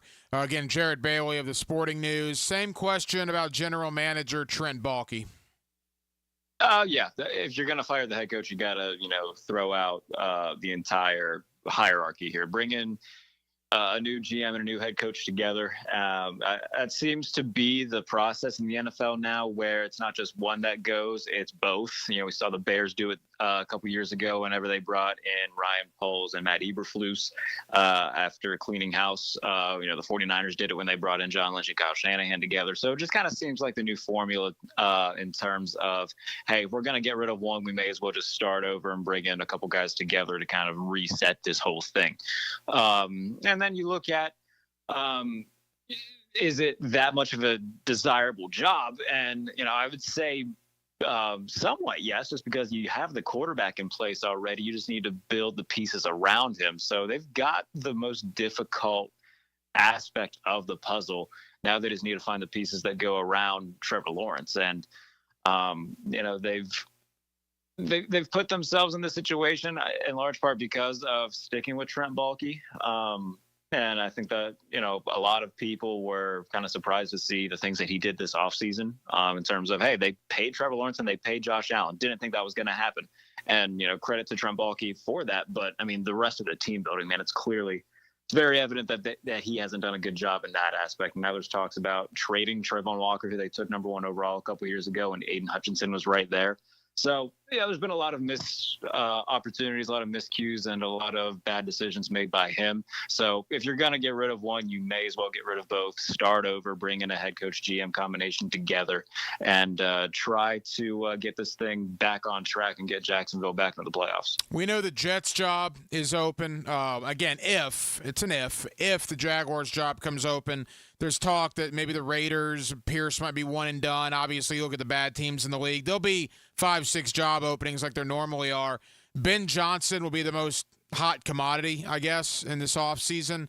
All we compare Jacksonville to now, I guess, is the Jets, because they're the only other one that's open. If it's Jets-Jacksonville, if you're Ben Johnson, which one's more appealing? I think Jacksonville's more appealing for a load of obvious reasons. I think that they have a more stable ownership. I think you have the franchise quarterback long-term in place. And again, I don't think that Jacksonville is like this major like overhaul rebuild. Like, they need defensive pieces, especially in the middle of the defense. They need more pieces in the secondary, and they need to rebuild the offensive line. It's not as if you are with the Jets. It just feels like there's like a string of bad luck that's always involved with it. Like, you bring in Aaron Rodgers, that's supposed to fix all your issues out. Instead, you're 2-6. Well, all right. It just feels like the Jets are like in this endless cascade of just bad luck. With the Jaguars, like, I think that there's a lot to like there in terms of, what 16 gives you at quarterback. You got an obvious stud in Brian Thomas Jr. Tank Bigsby's coming alive at running back. You need to fix the offensive line first and foremost to keep Trevor Lawrence upright and give him time to make plays. And defensively, get, maybe 1 or 2 more guys in the secondary. Get some more help at linebacker. to help you get over the top in that position. Like, this isn't like a huge overhaul that they need. It's just they lack a head coach that is reaching the locker room right now. I think they lack a lot of motivation because of that. Injuries have been a big thing for them. So I think that overall, the Jacksonville rebuild isn't going to be that daunting. With the Jets, it just feels like this whole thing, it doesn't matter what they do, nothing seems to ever go right. So, if you're Ben Johnson, you go with Jacksonville and Trevor Lawrence. I will say this, though. I think that there's a world. I was talking to Aaron Schatz about this yesterday where, like, maybe the Bengals head coaching job is open if they miss the playoffs, because it's not as if Zach Taylor's looked at as a guy who is like highly renowned as a great head coach. Like, there's a possibility that if they miss the playoffs, the Bengals just say, all right, we'll hire Ben Johnson and have him run the offense rather than Zach Taylor. So I think there's going to be a lot of, I think there's going to be a couple surprise head coaching job openings, and Cincinnati could be one of them. So if it's one of these good teams, Jacksonville's going to have a lot of competition for these big names, and they just got to hope that one of these highly sought after head coaches are going to want to come to Jacksonville rather than any of the other openings. A couple more for Jared Bailey of the Sporting News. Jared, as far as the game on Sunday, the Jaguars go to Philadelphia. That's going to be bad, correct? I would say that most people are going to think of it that way, but, a lot of people thought that about Browns-Ravens this past week, and Cleveland pulled out a win. So, it's the NFL. They play the games for a reason. Philadelphia is one of those teams that has been inconsistent, and I think that there's still a level of dysfunction there in terms of the hierarchy of Nick Sirianni, and just Kellen Moore's offense still doesn't really move me. I think that they went up against a bad Cincinnati defense that they were able to take advantage of. So they play the games for a reason. I'm going to predict the Eagles to win the game, but I'm not going to be like dumbfounded if they lose, just because, again, they have so much talent, but it just feels like there's like this looming tension that's still there with like the whole Sirianni thing. So I think Philadelphia is going to win, but I'm not going to be, shot out of my boots if Jacksonville pulls off an upset. We've seen a lot of those this year already. We saw a really bad Raiders team beat the Ravens. Cleveland just beat Baltimore. So, we see a few of these every year in the NFL, and it wouldn't shock me if Jacksonville can surprise some people. But, yeah, I think the vast majority of people are going to expect Philadelphia to win. And that's fair. At any given Sunday, you're right. I just look at that Eagles passing attack with Brown and Smith and think about how awful the Jaguars secondary has been. That just doesn't seem like a very good combination. Jared, a couple of final thoughts while we have you here. AFC South related. Will Levis, that's a problem officially in Nashville, correct? Yeah, I think that whole thing's done. It felt like it was done early in the season whenever he made that play against the Jets where he just threw it backwards, and you had Callahan running onto the field yelling at him and stuff like that. I think that the biggest concern about Levis coming into the league was his awareness, and he's proven that to be correct so far. The arm talent was never questioned. He's got a huge arm, but it's honing that in and cutting down on the mistakes and, playing for the next down rather than trying to be Superman and make these outrageous plays that ended up making him look ridiculous. So I think that whole thing's more or less over. I think they're going to be looking for a quarterback in the draft. They're sitting now at 1-6, 1-7 on the year. So I think that is more or less done. And now if you're Tennessee, you go into, you keep the season going, obviously, but I think that there's no reason to turn away from Mason Rudolph. I think that he's given them more of a splash offensively than Will Levis ever has. So I think that the best thing to do would be to roll forward with Rudolph. You're going to draft in the top 5, try to get you one of these quarterbacks and hope that they work out. But yeah, Tennessee was one of those teams coming into the year, man, where you could make the argument they would go 5-12. You could make the argument they would, win 10 games and be a playoff team. It just depended on the quarterback. Their defense has been really awesome outside of, the other day against Detroit where the Lions just lit them up. But, that was, the two sides of the coin that we saw with Tennessee coming into the year. And it's been the opposite side in terms of, all right, it's been a bad year. So I think they'll be looking for a quarterback, and we'll see if Brian Callahan can kind of find his guy going into 2025. I think that's where they have their eyes right now. Our only silver lining here in Jacksonville is at least the Titans are awful too. Final thought, Jarrett. Colts, same question. Do they have an Anthony Richardson problem? Yeah, it sure feels like it. The biggest thing with Richardson was that he needed reps. Like, he had only started like 10 total games in college or something beforehand, or like in college and the NFL combined. He just hadn't played a ton. The physical talent was obviously there, but he just hadn't done a lot of playing. And right now, like, you look at his numbers, like, he's completing less than 50% of his passes, but also averaging like a boatload of yards per attempt. Like, when he does complete passes, they seem to always go for at least like 35 yards. And it's just the strangest thing I've seen at the quarterback position maybe in my lifetime so far. It's absurd. And, you had the thing yesterday where he takes himself out for a play, and after the game he said, yeah, I was tired, and now everybody's ripping him apart for that. I don't know. And Shane Steichen said that they're, I'm paraphrasing here, but basically that they're, looking at all options in terms of if they stick with Richardson or go to Joe Flacco.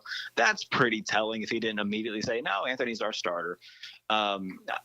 I don't know what you do if you're the Colts, because you got 52 other guys on the roster who want to make the playoffs and are, still very much in a wild card race and potentially a division race. I mean, obviously they've lost both games to Houston, but if they're able to win more games than Houston, then they win the division. So I think that you're towing a very fine line between trying to develop a young quarterback who clearly needs the reps to get better.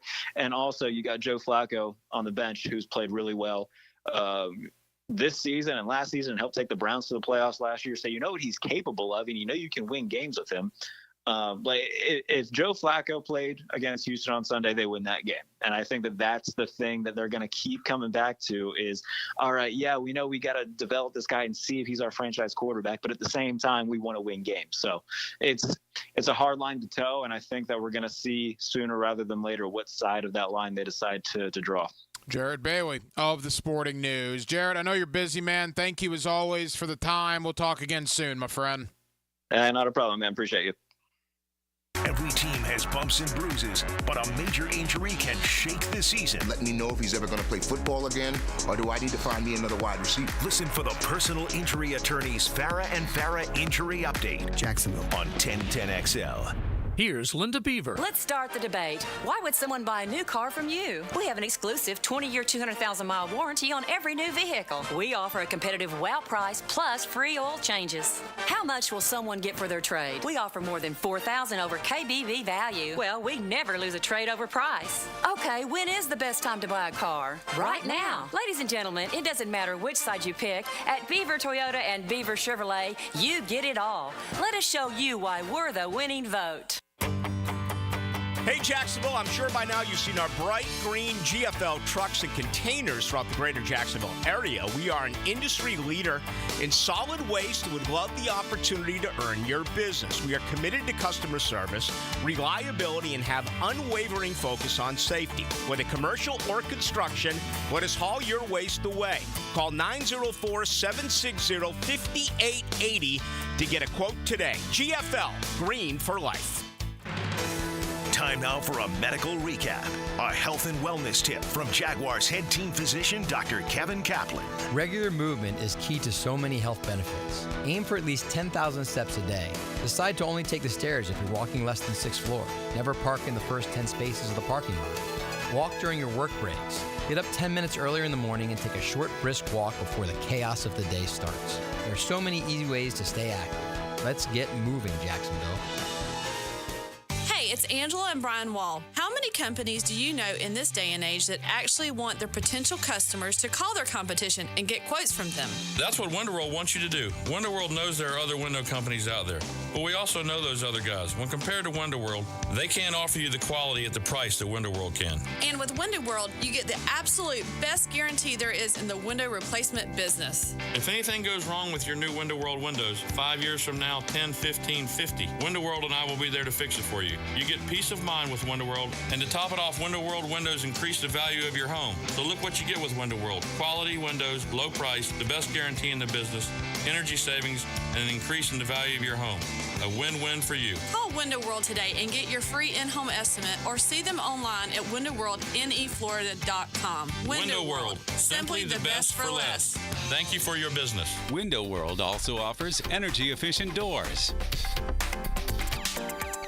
When they were little, the other girls played with dolls. Aww. They played with footballs. Who's that? Yes, it's us. Helmets and heels. From the First Coast Lighting Studios at 1010XL. Weekdays noon to 2. Some girls have all the fun. Hey Googans, Dr. Chris Kopp, PT here with Premier Physical Therapy of Jacksonville. Is pain interfering with your life? Looking for a specialist for the rehab of your young athlete? Whether recovering from injury, surgery, or improving overall function, Premier PT Jax provides personalized treatment with compassionate care. My team of experts are ready to serve you at 3 locations: Ponte Vedra, San Pablo, and US 1 Phillips Highway. Visit PremierPTJax.com or call 904-996-6922. PremierPTJax.com, where your journey to wellness begins. How many times a day does your heart beat? The answer coming up. With hurricane season now here, the only weather you need to be concerned about is whether your homeowner's insurance policy will cover you in the event of storm damage. Ask about Southern Oak Insurance today. Our family protecting yours. Southern Oak Insurance. At a rate of 60 beats a minute, your heart beats about 86,000 times a day. So it'd be wise to take good care of it. Southern Oak Insurance. Our family protecting yours. If you're searching for a new fence installation, challenge yourself to find a fence company with more positive online reviews than Superior Fence and Rail. With over 3,000 reviews and a 4.9 out of 5 review range, Superior Fence and Rail is, well, superior. So take the online challenge or let their professional team show you what superior service looks like. Superior Fence and Rail, where quality matters. SuperiorFenceandRail.com. Hello there. Brendan from Play It Again Sports here to congratulate all the parents for surviving another summer. The kiddos are back to school, and you know what that means? Sports are back. But don't fret. Play It Again Sports has the gear you need at prices worthy of excessive celebration. From sluggers and shooters to clappers and benders, Play It Again Sports can turn your kids into goats. Stop in today on Merrill Road near 295 or online at playitagainjax.com. Former Jaguars corner and first-year head football coach at Duval Charter School at Bay Meadows, K-12, Aaron Beasley here. Are you looking for an A-rated K-12 school prioritizing academics, arts, and athletics? Duval Charter School at Bay Meadows offers a rigorous curriculum to develop strong minds with an additional focus on growing good hearts. DCSB has been an A school for 8 years, and our tuition is free. Now enrolling. Apply at baymeadowscharter.org. Does the building you go to work in every day need a little love and attention? Jason Parker here with Performance Painting. Great companies take great care of the buildings their staff and customers walk into every day. If the building you're in doesn't match the vision you have for your company, we can help. Go to performance-painting.com. Our highly trained team makes the difference. Quality coatings applied with pride. Performance Painting. 1010XL is presented by Farah & Farah, exclusive injury law firm of the Jacksonville Jaguars. Protecting you and your family. Call 396-5555. Jacksonville. Now, another great guest on the Garber Auto Mall phone line. Hello. We can wiggle it. Back here on 1010XL and 92.5 FM in the city of Jacksonville, we are glad you are with us. The week is here. The world's largest outdoor cocktail party will write another chapter on Saturday. The Georgia Bulldogs come in ranked number 2 in the country. The Florida Gators come in at 4-3, although some people after the 1-2 start probably didn't think Florida would get to 4 wins for the entirety of the season, so maybe a little better than even some Gator fans thought. Having said that, Georgia is still the overwhelming favorite on Saturday here in Jacksonville. Let's talk about the cocktail party. Let's also talk a little Florida State and Miami as well with my buddy Brent Beard. You see him locally on First Coast News, and you get him weekly right here on Hacker After Dark. Mr. Beard, how are you, my friend? Well, I'm doing well. It's good to be on with you as we get deeper into the college football season, and what an incredible season that it has been. Hank, I say now, and I've always said, Florida, Georgia, Georgia, Florida is the biggest event in this town the entire year. And frankly, and I'm sure you talk to media outside the state like I do, who may not understand all of that, but there aren't many events where you've got a stadium full of people and within, what would you say, Hank, a mile, 2-mile radius of the stadium, you've got maybe double and triple what you've got in the stadium. So the number of people in that area for what, maybe 6 hours, in some ways, it's almost like another city, isn't it? Yeah, there's no question about it. It's a great time. It has been for years. My first cocktail party that I remember going to was 1993, that absolute monsoon game. Yes, and no, Georgia, Florida did call a timeout in time, Georgia. Still, 31 years later, they did get that timeout called. Yeah, Brent, what number cocktail party will this be for you? Oh, gosh. As a matter of fact, I basically started probably, I remember that game well. Now, correct me on this if I'm wrong, but my first one was the monsoon in the old stadium, basically the year before they built the new stadium. Yeah, that was the same one, right? 1993. Yes. And listen, You'll understand this. A lot of people won't. Heck, there wasn't a place in the inside of that stadium that during that rain that did not leak, right? I'm 40 years old. I've been going to football games for probably 35 years that I can remember. 2 hardest rain games of my life. Number 1, Florida, Georgia, 1993. Number 2, the Jaguars and the Titans, the first game in 1999. Absolute deluges in both situations. Yeah. All right, Brent, Georgia comes in the overwhelming favorite with good reason. They obviously control their own destiny for a college football playoff berth. They've been playing better, certainly, after that big win over Texas. Florida comes in after their best performance of the year, just absolutely destroying Kentucky. What's your early thought on the game? Is it as simple as, can Florida keep it close? I mean, is that going to be the dialogue this week? Yes. Oh, yeah, no doubt. And frankly, they probably can, at least for a bit. I mean, their defense is simplified. It's better. I mean, offensively, Lagway has played really well. He's getting some very valuable experience. I think, on the other hand, the pass protection has gotten better overall. Jaden Ball has come up, and he is one of the guys who has played well. So, I mean, if you put all that together, frankly, you can't help but be impressed somewhat with how they've done. Now, the reality is Kirby just has an infinite amount of recruiting seasons that are ahead of what Napier has done. He just had more time with his team, and they'll be ready to play because this game means so much to Kirby Smart, and it means so much to their fan base. But no, that's going to be the mantra this week is how competitive can Florida be in, are there things Florida can do to take advantage of the Georgia defense? You see Brent Beard on First Coast News. You get him weekly right here on Hacker After Dark. From the Georgia perspective of this, obviously controlling their own destiny, no question about that. You look at Georgia, it has not been all sunshine and rainbows. They survived Kentucky. They did not play particularly well against Mississippi State. We know they lost the Alabama game after getting destroyed early, came all the way back, but then had the heartbreaker. But I thought Georgia really put it all together against Texas. To me, that was kind of the turning point, to go into Austin and to dominate them in the fashion that they did, even after that ridiculous overturn that the officials had there. You can tell Kirby had a little attitude, a little moxie after the game, and quite frankly deserved to. That was crazy what the officials did. And I think that Texas game is really going to propel Georgia here for the next couple of weeks and or months. So from the Georgia perspective, Brent, you have to be very happy the way they're coming into this cocktail party. Really peaking at the right time. They just destroyed Texas on the line of scrimmage. And again, what Texas folks don't want to hear is Georgia won that game because Texas had not played anyone, frankly, leading up. I know that's a fan mantra, but it's true.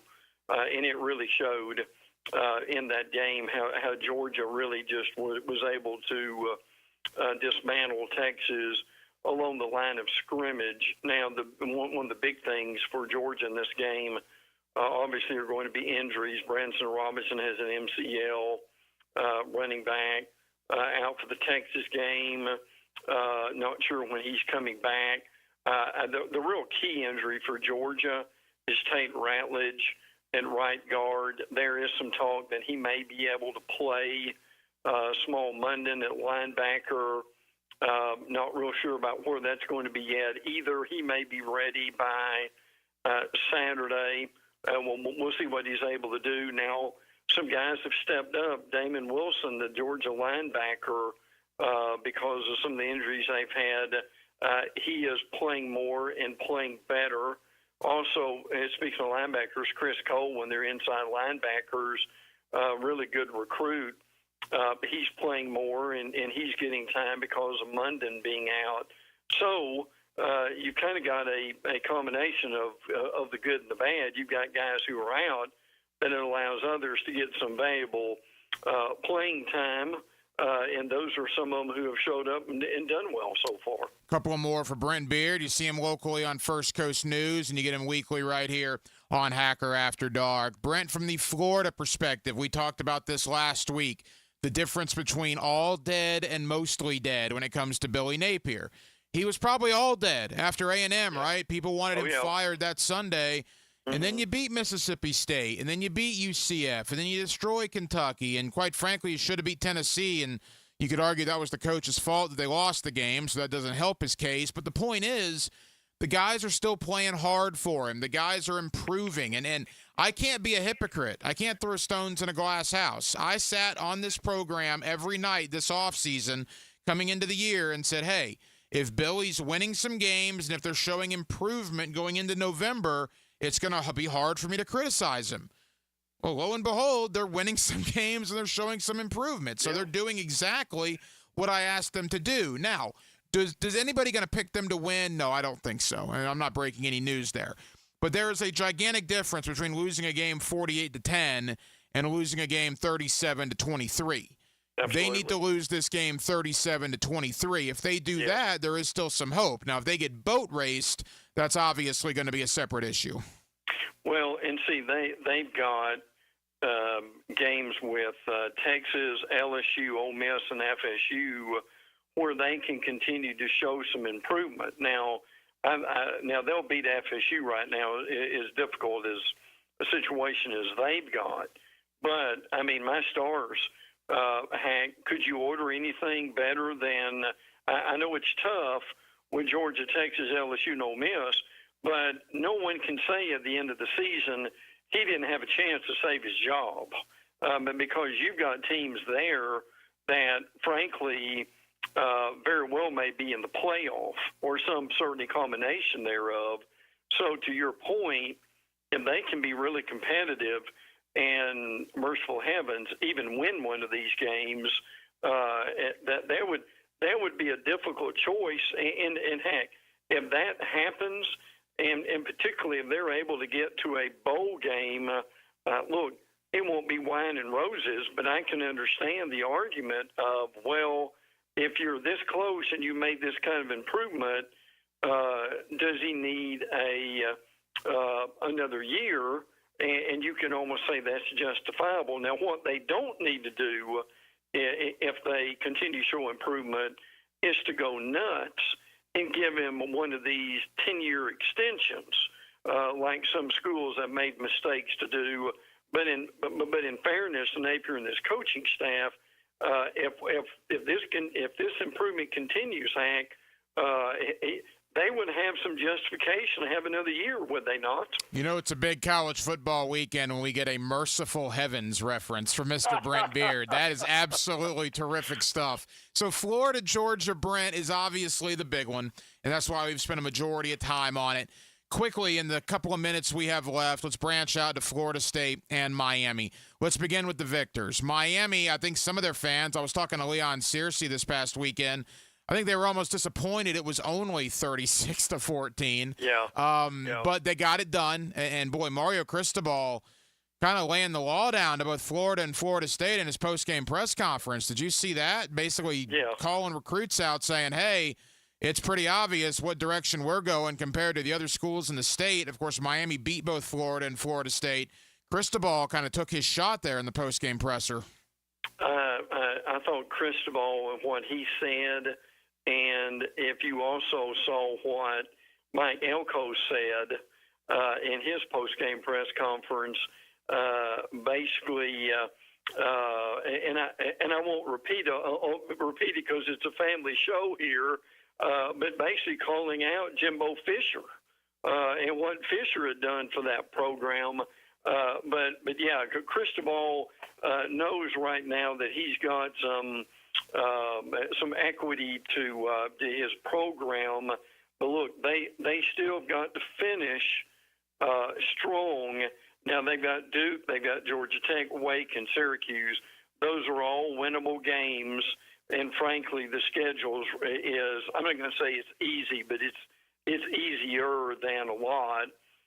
So you could see them going undefeated, but yet we also saw what happened against Virginia Tech, against Louisville, where they can have some problems. But Cam Ward still seeing them through. Xavier Restapro, Martinez, the transfer. Damian Martinez really did well in the game. So, no, I'm with you. I thought this game would be a lot less competitive than it was. But, I mean, still Miami got their 445 yards, average about 6 yards a play type thing, and they did fine. I was glad to see Jalen Rivers back from Oak Leaf High School on the offensive line. And FSU did FSU things with the rotating quarterbacks, not able to find one who's going to work. But, yeah, no, I agree. I thought this thing would be like 60-7 or something like that. Brent, as we end with Florida State, I agree with you. I thought it was going to be worse. But having said that, I got Florida State buddies as well that were relieved it was only a 22-point game. Yeah. Only 22 points. That's where Florida State football has gone. From 13-0 in December, 11 months ago, to now being relieved they only lost by 22 to Miami. I mean, it is wild, the fall from grace. And I got to tell you, this is the worst Florida State offense I've ever seen. Yeah. And I don't say that lightly. Yeah. I mean, I don't say that for radio shtick or whatever. This is the worst Florida State offense I've ever seen in 35-plus years of at least knowing what college football is and watching them. I can't ever remember an offense in Tallahassee that's been this inept. They're at the point now to where if they could come out of this season and be able to say that we've got a quarterback, Brock Glenn or Luke Kromenhoek, that we think we could win some games with next year, that would certainly be a help. Now, the reality is they may get someone in the portal, and it may not work out at all for those two quarterbacks. But and to your point, they actually held the FSU defense, Miami, to more field goals, frankly, than touchdowns in this game. But look, if that again, you're 1-7 in the season disappeared. They've got North Carolina that's coming in, who is 4-4, and frankly not much of a better football team. But if they could come up with a win before the season is over, that would be helpful. Certainly, I'm not sure where that's going to be at this point. But yes, to your to your friends, and I've kind of heard the same thing too. We're just glad to get out of there without being mauled, and that's unfortunate. That's where the program is. They're the first team in 70 years, 70 years to go undefeated in the regular season and then start 1-7 the very next year. It hasn't happened in college football in 7 decades, which is just absolutely wild. Brent Beard can get absolutely wild when it's the week of the cocktail party. What are your big plans for Florida, Georgia, as far as working and taking in the ball game? Well, there's a lot of TV toward the end of the week, so I'm looking forward to that. And look, people who are down there really just need to take a step back at some point and just appreciate us being able to have this game. We'll get into this a lot more later than I am concerned about. I mean, this game, as I've always said, is the biggest event in this city the entire year. And heck, I'm really hoping we can keep it. And I know that's a few years down the road, but I also know how important that is. We also know how things change. Nothing remains forever. But that's one that I hope really does. You see Brent Beard on First Coast News. You get him weekly here on Hacker After Dark, and I absolutely echo those sentiments. Mr. Beard, enjoy the world's largest outdoor cocktail party. We'll be back next week to recap that, maybe talk Florida State and Miami as well. As always, thank you, pal. Always, brother. Take care. Now the cool down with Donovan Air, Electric and Plumbing, keeping Jack's cool since '87. And thank you to my buddy Brent Beard. You see him locally on First Coast News. You also get him weekly right here on Hacker After Dark as the world's largest outdoor cocktail party, now less than 72 hours away, Florida and Georgia. Hello to everybody down there in RV City. And look, the Dogs, a big favorite. What are they, 17-point favorites, I think, something like that?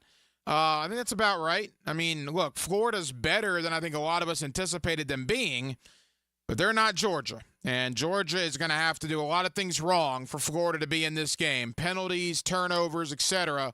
And based on the last time we saw the Dogs going into Austin and doing what they did to the Longhorns, I don't think Florida fans should have a lot of hope for that. But again, the last time we saw Florida, they absolutely destroyed a Kentucky team that had beaten them 3 years in a row. So it's not as if Florida isn't playing pretty good football as well coming into this game here in Jacksonville on Saturday. Well, that'll just about do it. It has been a very, very busy, where are we, Wednesday. It's been a busy week, man. It's been a Wednesday night edition of Hacker After Dark. We certainly spent a lot of time on Florida, Georgia. Again, thank you to Brent Beard. You see him locally on First Coast News. You get him weekly on Hacker After Dark. Also, Tayshawn Gelsey, who's a tight end at Riverside High School. He's committed to Billy Napier and the University of Florida for the 2025 recruiting class.